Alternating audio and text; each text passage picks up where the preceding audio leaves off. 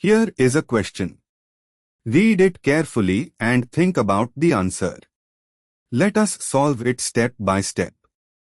Let us first understand the key concept here. The dehydration of 2-butanol under conc. H2SO4 proceeds via an E1 mechanism through a secondary carbocation intermediate, sec-butyl carbocation, Me CH2CH plus CH3. Loss of a proton from either the CH3 or CH2 group gives alkene products. Moving on to the next step. From the sec-butyl carbocation, Me CH2C plus HCH3, elimination of H plus can give 1-butene, CH2 is equal to CH, CH2, CH3 loss of H from the terminal CH2 group. CIS 2-butene, CIS CH3, CH is equal to CH, CH3 loss of H from the CH3 group, CIS geometry. Trans 2-butene, trans CH3, CH is equal to CH, CH3 loss of H from the CH3 group, trans geometry. Zaitsev's rule predicts 2-butene isomers are major products over 1-butene.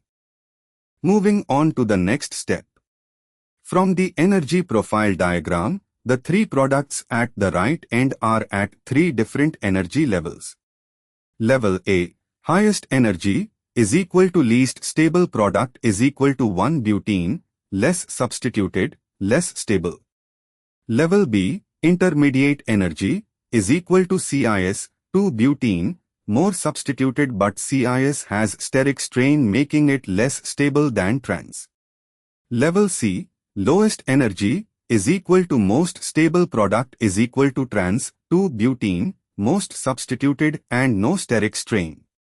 And for the final step, product B corresponds to the intermediate energy level, which is CIS 2-butene.